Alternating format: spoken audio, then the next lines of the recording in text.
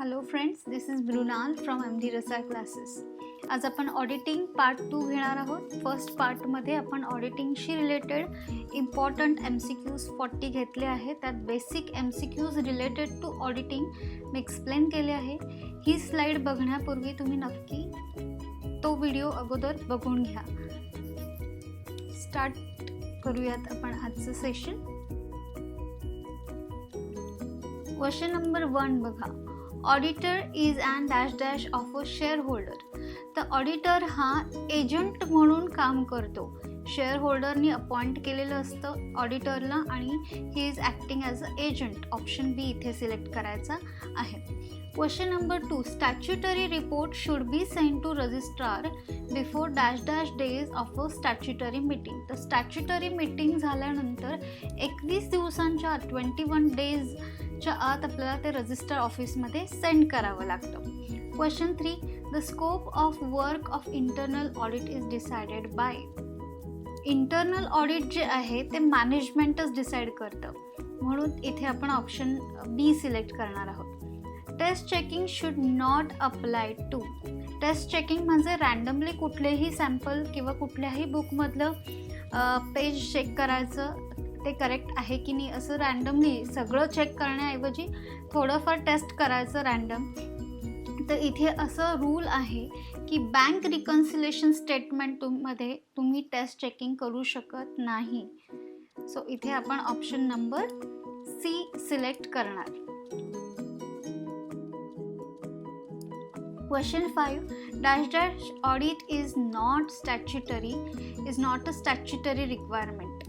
तर इथे management audit जे आहे it is not a statutory requirement. Option A select करूया. Question number 6. Vouching is a technical term. This statement is off. तर vouching ही एक टेक्निकल टर्म आहे. हे स्टेटमेंट RA इरिश ह्यांनी केलं. ऑप्शन ए सिलेक्ट करूया. क्वेश्चन नंबर 7 मध्ये the objective of internal audit is. First आहे to prevent errors and frauds, to detect errors and frauds, to improve financial control. हे तीनही ऑप्शन आहेत इंटरनल ऑडिटसाठी. क्वेश्चन नीट वाचून घ्या म्हणून आपण इथे ऑप्शन डी सिलेक्ट करणार आहोत. All of this. क्वेश्चन 8 मध्ये principle of verification is. Verification जे केलं जातं त्यात आपण ॲक्च्युली फिजिकल इन्स्पेक्शन किंवा प्रिन्सिपल ऑफ रिव्ह्यू, कन्फर्मेशन ह्या सगळ्या गोष्टी वापरतो. म्हणून हे जे आहे it is related to A, B and C. Option D इथे आपण सिलेक्ट करणार आहोत. Question number 9. Which of the following is a fictitious asset. तर प्रिलिमिनरी एक्सपेन्सेस ही फिक्टिशियस असेट आहे. फिक्टिशियस असेट म्हणजे ॲक्च्युअली तिचा एक्झिस्टन्स जरी नसला तरी जेव्हा बिझनेसचा स्टार्टअप किंवा सेटअप कुठलीही गोष्ट करण्यासाठी बिझनेसमध्ये इनडायरेक्टली त्याचा खूप मोठा रोल असतो आणि म्हणून ती असेट असते, पण ती दिसत नाही म्हणून आपण त्याला काय ॲक्च्युअली एक्झिस्टन्स नसल्यामुळे फिक्टिशियस असेट असं म्हणतो. ऑप्शन सी इथे सिलेक्ट करणार. क्वेश्चन नंबर 10 बघा. Which of the following is an intangible asset. तर ट्रेडमार्क आपल्याला सगळ्यांना माहिती आहे. ट्रेडमार्क हे काय आहे? इनटँजिबल असेट आहे. Auditing is an art, science, both A and B, none of this. तर ऑडिटिंग हे आर्ट आणि सायन्स असं दोन्हीही आहे. म्हणून आपण इथे ऑप्शन नंबर सी सिलेक्ट करणार आहोत. This should be in a vouching. वाउचिंगमध्ये काय काय असणं कंपल्सरी आहे? Option A date, amount, signature, all of this. तर डेट, अमाऊंट आणि signature this 3 things are compulsory in vouching. म्हणून आपण इथे all of this option select करूया.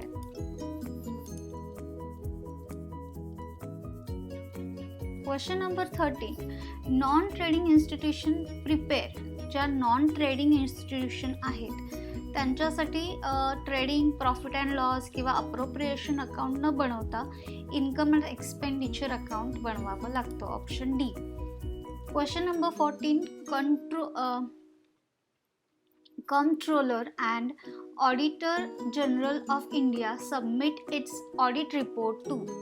तर हे जे आहेत हे दोघंही आपले जे प्रेसिडेंट आहेत त्यांना रिपोर्ट सबमिट करतात. ऑप्शन ए इथे सिलेक्ट करायचं. Fellow member of ICAI Institute of Chartered Accountant of India can write dash dash with their name. तर इथे ते FCA असं लिहू शकतात.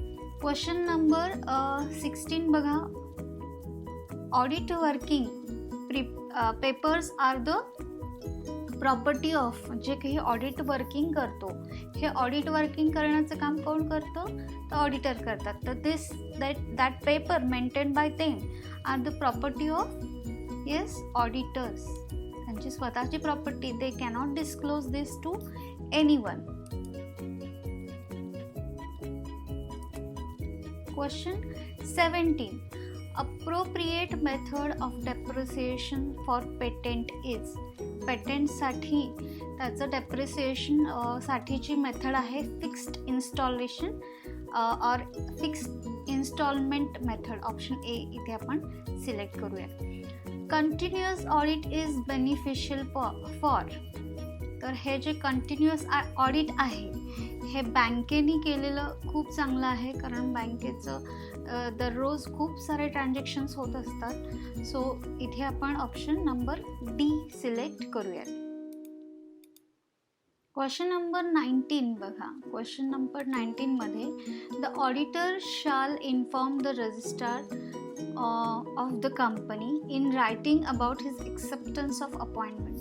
आपल्याला माहिती आहे की ऑडिटरची जेव्हा अपॉइंटमेंट होते तेव्हा ती अपॉइंटमेंट एक्सेप्ट करण्याचं कामही ऑडिटरला करावं लागतं आणि ते 7 डेच्या आत त्यांनी ती जी ॲक्सेप्टन्स आहे त्यांनी एक्सेप्ट केलं आहे त्या टर्म्स अँड कंडिशन ह्या रजिस्टर ऑफिस किंवा कंपनीला कळवायला लागतात. तर इथे ऑप्शन ए सिलेक्ट करायचं आहे.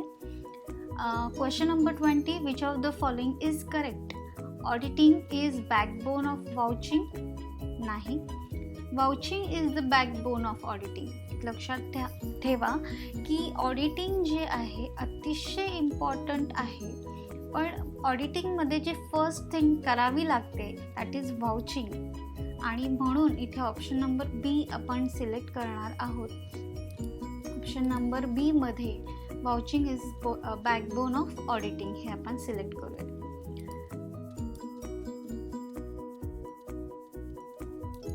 Question number 21. The principle of double entry bookkeeping system was published by. त्याचा आन्सर आहे ऑप्शन ए लुकास पासोली यांनी हे शोधून काढली आहे. डबल एंट्री सिस्टीमचे principles and everything. Question number 22 बघा. Which of the following is not a function of auditor. तर checking errors and frauds, correcting errors and frauds, vouching, preparing final account. Yes, ABC जे आहेत तिन्हीही function of auditor आहेत, पण preparing final accounts हे काम कोण करतं तर अकाउंटंट करतात. म्हणून इथे आपण ऑप्शन डी सिलेक्ट करूयात. Question number 23. The tax audit is compulsory under section. याचा आन्सर आहे 44 AB. Backbone of auditing is said to be. Question number 24. तर बॅकबोन काय आहे ऑडिटिंगचं आपण मगाशीच बघितलं की the vouching is the backbone of auditing. Question number 25. when profit is inflated by making wrong valuation of stock then profit of succeeding year जे आहे ते आपल्याला इथे डिक्रीज दाखवायला लागतं. Question number 26. Which of the following is not a function of the auditor. तर इथे हा क्वेश्चन रिपीट झाला आहे. ऑप्शन डी आपण सिलेक्ट करणार आहोत इथे. An auditor may be penalized by an imprisonment for falsification in accounts for maximum period of. जर ऑडिटरनी काही फॉल्स रिपोर्ट दाखवले तर ते शिक्षेस पात्र आहेत. इम्प्रिझनमेंट त्यांना होते आणि ती मिनिमम किती पिरियड किंवा मॅक्सिमम जास्तीत जास्त किती पिरियडसाठी होते तर ह्याचा आन्सर आहे 7 years. तर 7 yearsसाठी त्यांना तुरुंगवास होऊ शकतो. म्हणून म्हणून इथे आपण ऑप्शन नंबर ए सिलेक्ट करूया. क्वेश्चन नंबर 28 बघा, ऑडिट प्रोग्राम शुड बी. तर ऑडिट प्रोग्राम कसा असला पाहिजे? फ्लेक्झिबल, क्लिअर कट, वायडर किंवा ऑल ऑफ दिस. तर इथे आपण ऑल ऑफ दिस हा ऑप्शन सिलेक्ट करूया. क्वेश्चन नंबर 29 बघा, where a transaction are recorded at one place while not using the principle of double entry system. म्हणजे फक्त ट्रान्झॅक्शन्सची एकाच ठिकाणी एंट्री केली आहे, दुसऱ्या ठिकाणी आपल्याला माहिती आहे डबल एंट्री सिस्टीममध्ये काय करायचं असतं की प्रत्येक ट्रान्झॅक्शनचे 2 ठिकाणी रेकॉर्ड करावे लागतात.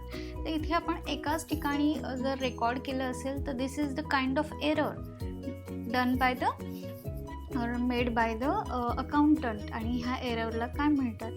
इथे आपण पार्शियल ओमिशन असं इथे म्हणूया. Question number 30, balance sheet of ledger account transferred wrongly to the trial balance. असं जर झालं असेल की लेजर अकाउंटचे बॅलन्सेस आहेत, बॅलन्सेस ऑफ लेजर अकाउंट जे आहेत ते चुकून ट्रायल बॅलन्समध्ये लिहिले असतील तर इथे कुठल्या टाईपचे एरर होते? तर it is error of commission.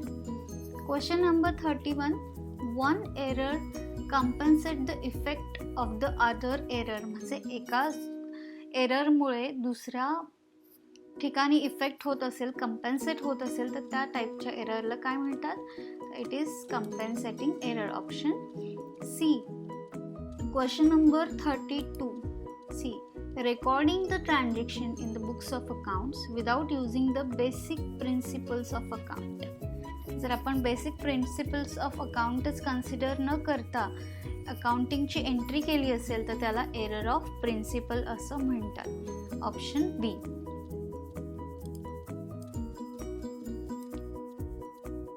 Question number 33, merits of test checking. Test चेकिंगमध्ये काय सांगितलं की रँडमली कुठलंही रेकॉर्ड काढून चेक केलं जातं आणि करेक्ट आहे की नाही, म्हणजे एकावरनं बाकीच्या गोष्टी करेक्ट असतील की नाही असा अंदाज लावला जातो.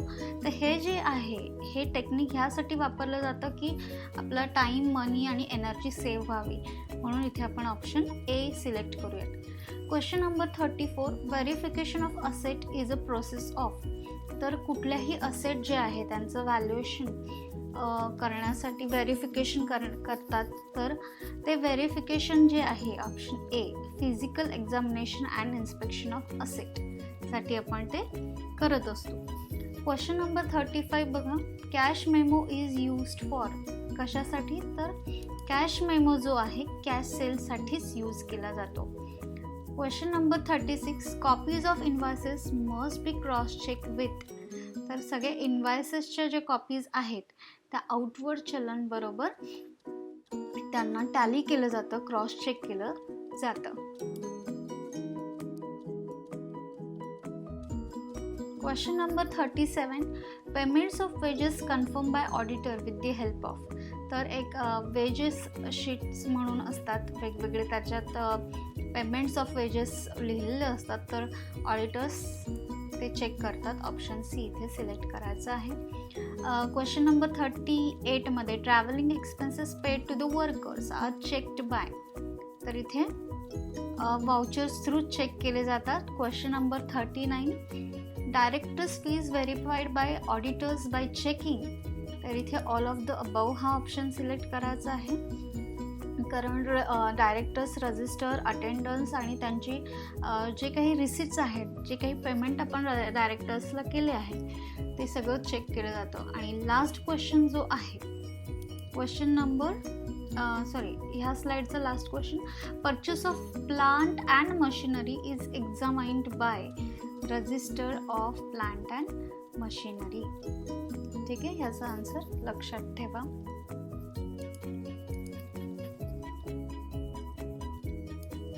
Question number 41, reliable information about closing stock should be obtained. तर जी क्लोजिंग स्टॉकची आपल्याला रिलायबल इन्फॉर्मेशन हवी असते ती अॅरिथमॅटिकल ॲक्युरसी थ्रूच आपल्याला मिळते. सो इथे ऑप्शन नंबर डी सिलेक्ट करायचा आहे. क्वेश्चन नंबर 42, ऑडिटर्स गाईड और advice about taxation matters with share holders of the company is duty of. तर ही जी ड्युटी आहे की ऑडिटर जो आहे शेअर होल्डर्सला टॅक्सेशनच्या बदल्यात म्हणण्यापेक्षा टॅक्सेशनशी रिलेटेड पण माहिती प्रोव्हाइड करू शकतो. तर ही जी ड्युटी आहे ऑडिटर्सची ही ड्युटी अंडर कॉमन लॉ येते. क्वेश्चन नंबर 43 बघा. The person who carries a business and required to get audited under the law auditors submit audit report. तर जे कोणी बिझनेस कॅरी करतात आणि त्यांना audit report by law submit करावा लागतो ते फॉर्म 3CA सबमिट करतात. आणि क्वेश्चन नंबर 44 मध्ये की the person who carries a business and his account are not audited under the law. मग त्यावेळेस ऑडिटर सबमिट करतात रिपोर्ट अंडर फॉर्म 3CB. ठीक आहे. तर सगळे होते ऑडिटिंगचे खूप खूप खूप इम्पॉर्टंट क्वेश्चन्स. एक्झाम नेक्स्ट मंथमध्ये आहे, तुमच्याकडे थोडाच टायमिंग आहे म्हणून मी जास्तीत जास्त तुम्हाला क्वेश्चन्स इम्पॉर्टंट देण्याचा प्रयत्न केला आहे.